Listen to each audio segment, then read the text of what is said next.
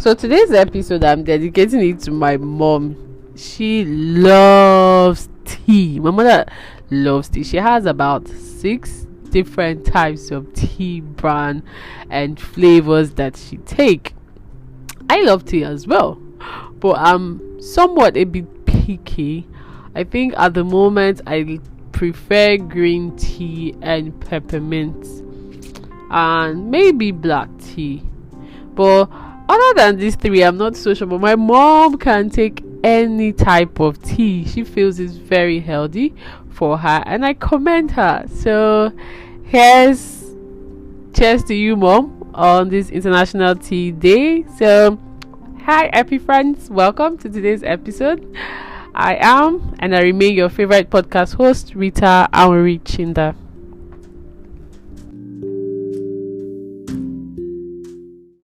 Now, did you know that we have an International Tea Day?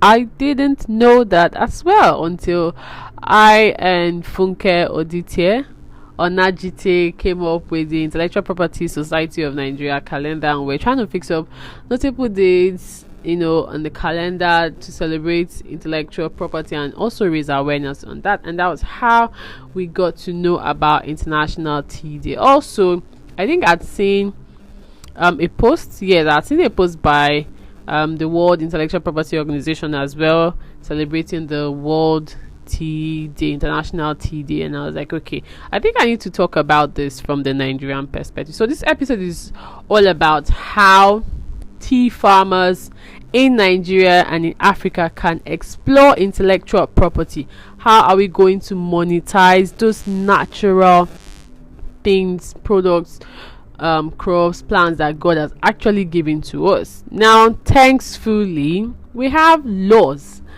that we can explore in terms of, intellectual property and protecting ourselves. So let's begin right away. For my first time listeners, all we talk about here is intellectual property, recent cases, trends, development, you name it. Could be copyright cases, trademark, patent, industrial design, plant variety, geographical indication, traits, whatever it is. If you also want me to dig into any juicy story, or there's a notable date you want me to shed more light on, please tag me, send me a DM to IP Series 1 on Twitter, IP Series _with_reader. Reader is spelled REEDAH, or on Instagram, or send me an email to ipseriesInfo@gmail.com. And so I'm going to get right into today's conversation. So the first runner up on our list of intellectual property mechanism is the plant variety. Now, plant variety basically protects new genre or new species of plants, and thankfully in Nigeria we have the Plant Variety Protection Act that was passed in 2021. So if you're a tea farmer and you grow new varieties or plant or species of tea, you're taking your agricultural knowledge top notch, doing all those inventions that are currently being explored in the agricultural sector. Consider plant variety as your top mechanism to explore. You can also check out what section 12, 13 to 16 provides as to the basic requirement when it comes to protecting your tea. It has to be novel, that is new. It has to be unique. It has to be distinct and uniform. So your special, if let's say you have special A, it has to be in a uniform. Everything about it has to be aligned. It has to also be unique. It has to not have been invented anywhere. So there was this case that we talked about during my master's level. It wasn't on tea, but it was on, I think, the red bean, white bean case. There was some cross-pollination, and also the maize case as well. Maize A cross-pollinated into the farmer B's farm, and they had a new species, and there was issue as to who owns what because there were two new species and the rest of that. So you need to take all of that into consideration. Then you also need to register it at the Plant Variety Protection Office at the National Agricultural Seed Council. And just like every other intellectual property, a breeder, now that's the farmer, has the following exclusive rights, which is provided under Section 29, Sub 1 of the Plant Variety Protection Act, and they include multiply genre or species through reproduction or production. You can also sell or market your species. You can export or import it. I mean, there's this conversation about the Nigerian sector where everyone's like, we like importing, we're not exporting, and it's like pre 1990s, pre 80s, Nigerians were exporting everything: cashew, cotton, palm oil, palm trees, all of those things. But now we are basically importing, and that is causing a lot of inflation, lack of jobs. We don't even manage the one that we actually have. I mean, the cocoa farm, what are we doing about it? Nothing. You also have the right of offering it for sale. You can condition it for the purpose of propagation, and the term of protection for trees in Nigeria is 20 years, while vines are for 25 years from the day you get that grant that your species meets the basic requirements that is required, which is it has to be novel, unique, distinct, and uniform. You can also listen to my commentary on the Nigerian plant variety, as I also analyzed a case. It wasn't a Nigerian case, it was like an European case where a particular species of mandarin, not duck-cut variety of mandarin tree was in dispute. It's a very interesting case. I mean, that kind of gave me more exposure about how plant variety can be exploited by developing countries. I mean, Nigeria has been tagged, and most African countries and some Asian countries have been tagged at least developed and developing country. But you know, that's another conversation for another day. So you can also check out the recording I did with Yolanda Hota, who is the legal counsel and director of training and assistance at the UPOV, where we talked about new plant varieties and breeders' right. I know she mentioned a story about a particular rose species that was being grown, then the impact of plant varieties on climate change, the role of breeders, condition for a new plant variety, the term of duration, what the legal framework were.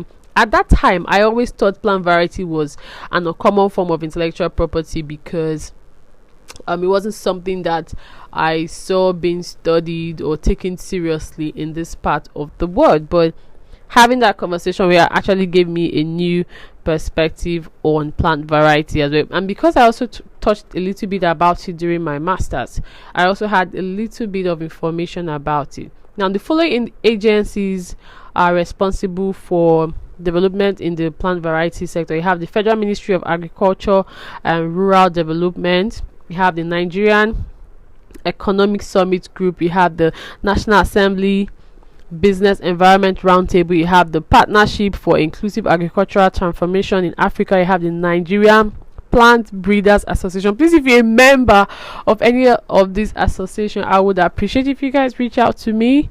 So we have you on the show, and then we talk some more about your work and how you're creating awareness and how we can also collaborate and make this actually work. You have the Agricultural Research Council of Nigeria. You have the Association of Seed Scientists of Nigeria, Genetics Society of Nigeria. Very impressive, good organizations. All Farmers Association of Nigeria, Alliance for Green Revolution in Africa. We need to champion the cause of creating awareness, educating and sensitizing the general public. I'm not sure farmers know the basics of plant variety, not talk of tea farmers or coffee growers and all of those, group of persons.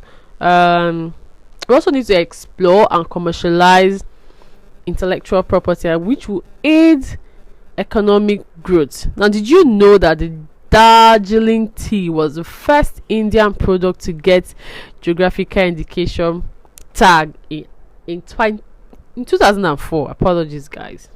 So we're entering and moving into the next form of intellectual property mechanism, which is geographical indication, and something I also hold dear to my heart. Kudos to Mr. Sandumba and his team, and kudos also to the technical working group who are working on the Geographical indication view. Yo, God, can you guys feel me smiling? Yeah, I'm grinning. But let's be serious now. Geographical indication protection for tea farmers focuses on the quality of the tea, the origin of the tea. So, for instance, the Darjeeling tea from India, you already know that you can only get that particular type of tea from India. The same way people say you get coffee from Ethiopia. The reputation and characteristics of that tea in question. Now, how can Nigerian farmers explore geographical indication protection for their tea? I know we don't have a law at the moment that's in work, but then how can we do this? We need an intellectual property policy that encourages intellectual property owners in the agricultural sector to explore their intellectual property rights. So if you are in a particular village or state or community where you guys grow tea, please reach out to us. We are ready to groom and educate and teach you guys. We need to do a lot of mapping as well, collecting data and make sure that we are actually gathering our resources and our assets, intangible assets that we can use to boost our economy at the end of the day. Then we also need a geographical indication law or instrument that gives legal backing and protection. We are working on that. Hopefully, fingers crossed, 2023 is the year we get a GI law. Please, guys, pray. Since we like to pray in Nigeria, but yeah, the technical working group are doing a good job, fantastic job. We had a conference this year in Abuja where the bill was we had the public hearing, had people share their thoughts. We had the DG of WIPO, Darren Tang. Oh my god, that day I was like, oh yeah, that was how I felt. But we had Darren Tang attend the event virtually, of course, but I did broadcast it on my IP series channel on Instagram, so you can check out the videos. I tried my best to record all the sessions for the 2 days event. Then be intentional. We need to be intentional about the preservation of our culture, traditional knowledge, identity, and heritage as it relates to tea. So if there's a special way that your community or your family makes a special breed of tea that gives it that unique taste, gives it its characteristic, that, for instance, I'm from a little one. I'm not sure a little one has tea. I'm just giving an example. Let's say the Chinda family let's say the Chinda family in a little one has tea, and there's a way we boil our water, where we get our water from, the pot we use, the equipment we use to filter the tea after boiling. If we have to do something, I know there was this video I saw where they used this desert sand to actually make tea, and I was like, whoa. And you're like, it tastes really nice. So all of those things contribute in making and giving it its unique flavors. So next up is we need to help farmers evolve from raw material producers to exporters. We also need to make sure that our agricultural and non-agricultural products are protected from exploitation and appropriation. We also need to help tea farmers in promoting made in Nigerian tea as an origin of a specific geographical area. For instance, there is a tea farm in Plateau State, and it's said to be the largest highland in Africa, and is located in Saldona local government area of the state. It hosts the Mambila Beverage Nigeria Limited, who are makers of highland tea, often referred to as Mambila. I wish things were better, like in terms of security, infrastructure. I would have loved to visit Plateau. I know I did see a picture last year on social media, so it was interesting. Again, while doing a research on this topic, it came out as one of the top places for tea in Nigeria. So if we have in other regions that I am not aware of, please share with me. I would love to know more about the tea farmers in Nigeria. Then you can check out my podcast episode with Mr. Sandemba, where we talked about geographical indication as a tool for boosting and exporting a country's product. It was very interesting. I think about an hour recording rather. So yeah, let's get into the next intellectual property mechanism. The third IP mechanism is trademark. Trademark basically is a source indicator, so it tells your consumers which brand is for which. It kind of links, help your consumers identify your product. So if they see your Mambila tea, they can say, oh, this belongs to Mambila. If they see what's that one, twinning, they'll be like, oh, this is for twinning.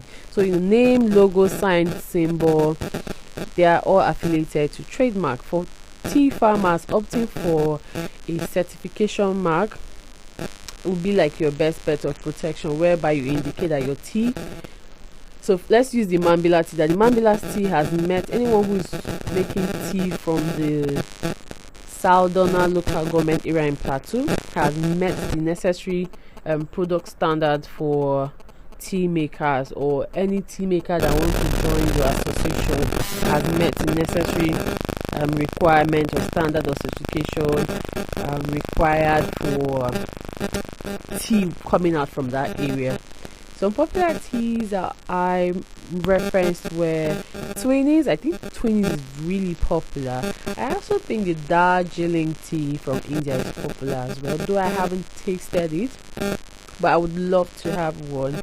Then someone did tell me about a tea brand in Rwanda. I'm looking forward to trying that as well. Then there's the Lipton brand, the Ahmad tea, Numi orange tea, Salada, Tivana, Honey and Son, Taylor's, Stash, etc. So for certification mark, we're going to be looking at the quality of the tea, the mode of manufacture, the origin, and other characteristics that are registered in the name of the proprietors. For instance, the India tea logo, that's the Darling, they have like a logo. So section 43 of the Nigerian Trademark Act talks extensively as to what is a certification mark. So make out time to read. I don't want to be quoting or reading verbatim. Sometimes I want my IP friends to actually read these sections when I cite them. So just a Google search, section 43 of the Nigerian Trademark Act, what does it say about certification mark, and you see there. Time of duration, that's for protection, is 7 years, which is renewable for another 7 years and another 7 years. But with a good IP strategy or trademark strategy, you can extend the lifetime of this product. So I mean, if you look at the teas that are out there, most of them are stayed for more than 21 years. How are they doing that? That's what we need to start focusing on in Nigeria and Africa. How do we actually commercialize and exploit all of these things that we have around? And then for patent, the long and short of it, patent protects production method. How did you come about making the tea, the machines that are used, the equipment such as the kettle, the filtering solution, all those things, those are patented. What solutions are they solving? How are they helping the tea farmers, not just in the farming aspect, but actually converting the raw materials into things that could be exported? How are they doing that? What materials are they using? What machines are they using? What technologies are they using? The next IP is design right. Design right basically protects visual appearance of products, a combination of lines and colors. So the packets of the Ahmad tea or the Mambila tea or the Twinning tea, you see different colors, you see the packaging, the appearance of the product itself. Those are the things that design right protect: tea cups, tea bags, the filtering solution, all those things. Then trade dress for the product packaging. Right, and the funny thing is that when you go to a supermarket or a store, you just see different tea brand. I always feel like in heaven when I go shopping. I just want to. Sometimes I have this crazy idea like I'm just going to buy everything, but then you have to restrict yourself to your list of items that you actually came in there to buy. Sometimes you're going to buy one and end up going out with like 4 or 5. I know that's what my mom would do, since I talked about her being a tea lover. Label goods as well.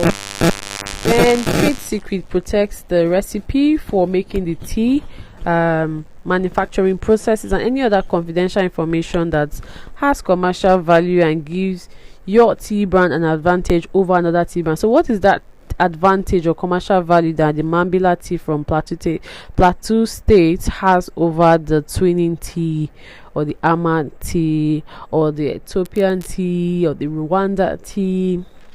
What are those things? So you need an intellectual property lawyer that understand that business and aspect of your branding and how intellectual property interplays with your sector, so that you actually maintain and promote the standards of commercial ethics and fair dealing when actually dealing with other tea farmers. And then finally but not the least, copyright. I think for all of the IPs, copyright basically grants you automatic protection from the moment you create the work in a fixed medium. I think I've said that how many times today.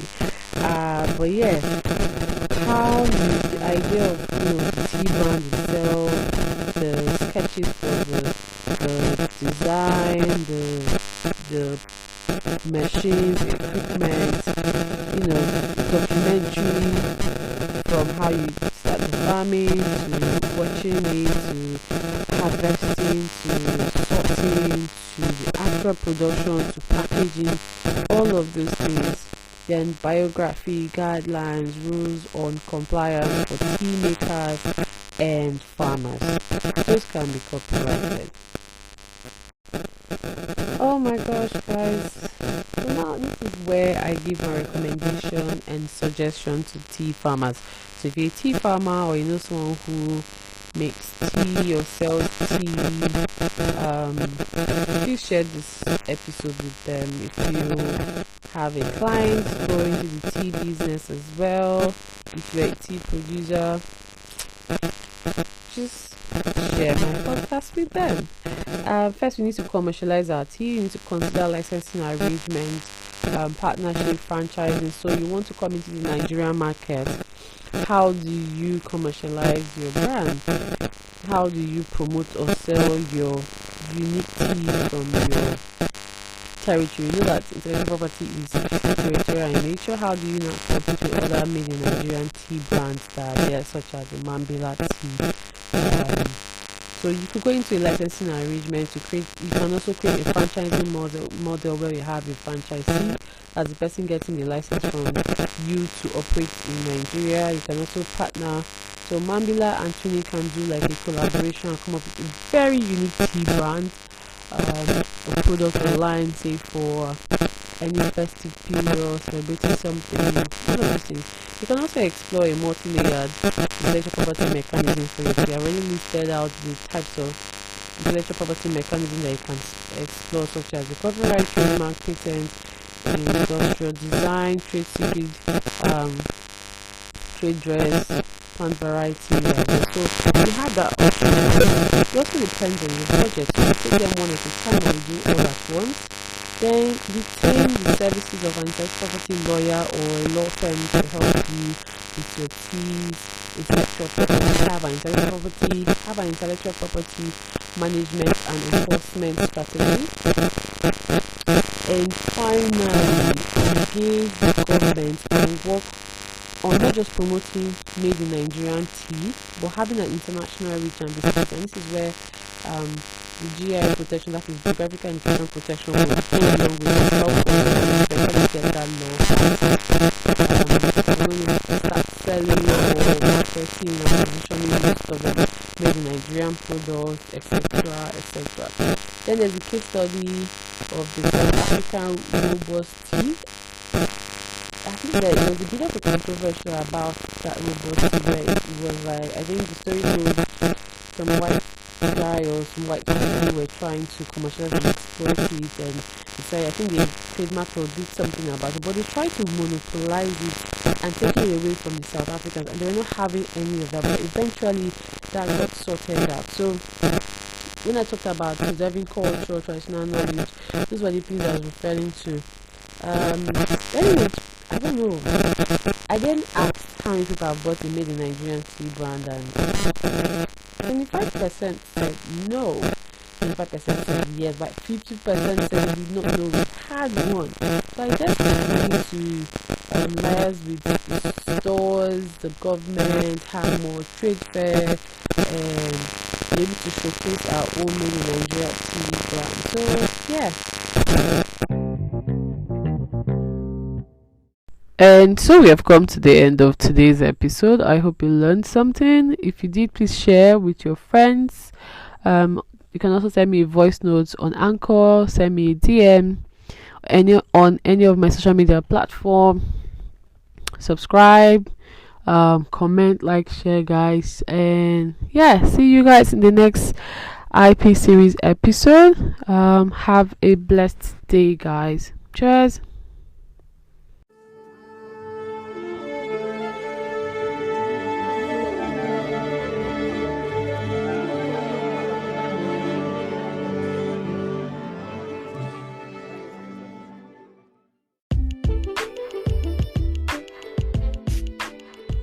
SpongeBob SquarePants, SpongeBob SquarePants, SpongeBob Square.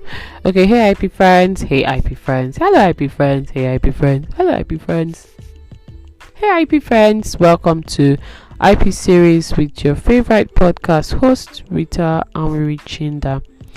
Today's episode, dedicating and shouting out to my colleague Millicent, who tagged me on this exciting story on social media. So she was like, Amiri, check out this story, you might find it really interesting. I was like, oh, okay, and I did, and it turned out to be a very good one. So like we always do, we review cases, trends, recent development. We just talk everything intellectual property, and today is specially dedicated to our animators, voiceover artists, YouTubers. If you are also a fan of SpongeBob SquarePants, then this is also dedicated to you. So let's get right into our conversation for today.